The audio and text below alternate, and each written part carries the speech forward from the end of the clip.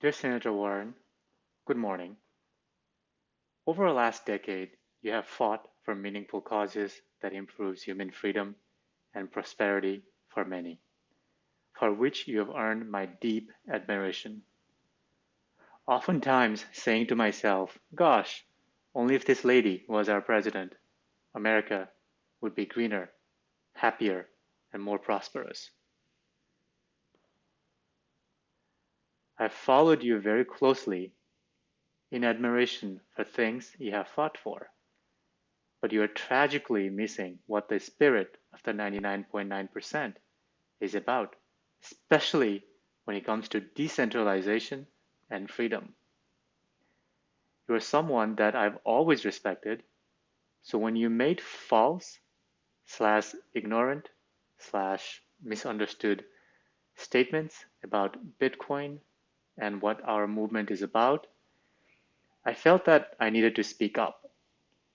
You're tragically You are tragically missing a vital strategy for how we should actually implement ESG, environmental social governance mandates, that are sustainable in the long run, one that doesn't cost taxpayers a fortune, and one that wins for everybody using a game theory point of view, so that there is basically a chance to see ESG playing out in our society.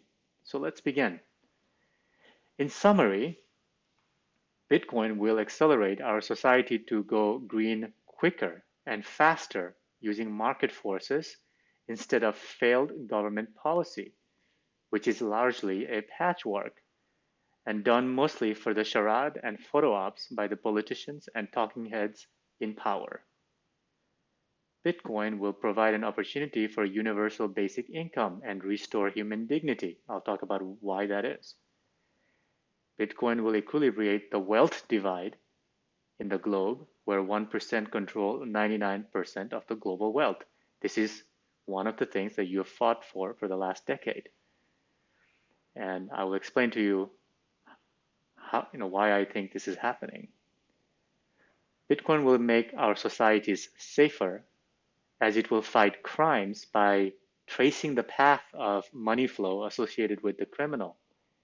There are no other tools better for fighting crime than Bitcoin and its open ledger system. So let's dive into these details. During various congressional testimonies, you have nailed super hard on the crooks who caused the 2008 collapse. The bank CEOs, Goldman Sachs, JP Morgan, etc. We bailed them out with the taxes paid by the 99%. We, the 99%, lost and nobody cared. You shouted your lungs out, but nothing happened. We, the 99%, have built Bitcoin and the blockchain network over a decade with the grassroots engineering and computer science community. It is the retail, also known as the 99%, of us, mostly young millennials, just in the USA estimated to be about 40 million, who have been buying and saving Bitcoins for a decade now. The 1% weren't interested in Bitcoin in the last decade, but they are now. So they have missed out. And what they're doing is utilizing politicians on both sides of the aisle in order to get this wealth for themselves. What do you think the natural consequence of the 1%ers not having Bitcoin is going to be? There is a great wealth divide in America. The top 1% own 99% of the wealth. However, now we're in a situation where most of those 99% own Bitcoins and the top 1% do not have any. Bitcoin is the only tool that will move the economic energy from the top 1% back to the 99% so that we can be free again, so that we can pay our student loan debt and live a life with dignity and integrity as humans. The stimulus money went to the poor, who invested a lot of that money into Bitcoins. However, market forces ran up asset prices in real estate and stocks that are mostly owned by the top 1%, which now has made it even more challenging for the 99% to own. So the wealth divide is widening at an alarming rate. as you may have already known. When you sent those stimulus money, a lot of that money bought a lot of Bitcoins, and those of us retailers are the PP check receivers are holding them as a long-term store of value. Some bought alternative coins like Doge coins, but those were used mainly for entertainment purposes. Please do not confuse Elon Musk's entertainment coin with Bitcoin. Some of us are finally breathing a sigh of freedom from just having invested the PPP stimulus money into Bitcoin. So, whose side are you on? Whose status quo do you want to protect? The 1% elite who control the media, or us, the 99%, where we need to draw the line on the sand? Where do you draw the line in the sand? Who are you fighting for? Us or them? Bitcoin makes our communities safer from criminals since the flow of Bitcoin is recorded in the open ledger blockchain system. That law enforcement can audit and it can be traced to the criminals so that we can bring them to justice.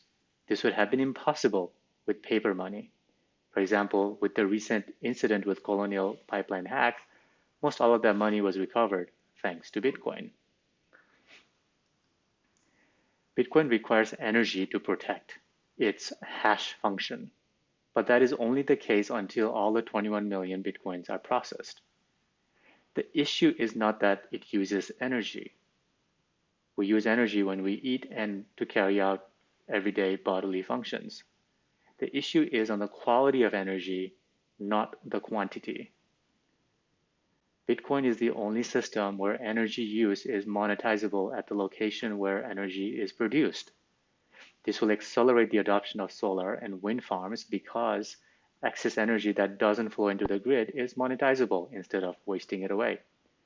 This will create aggressive adoption of greener systems by competing non-governmental franchises, which is what we want in a fully functioning sustainable market.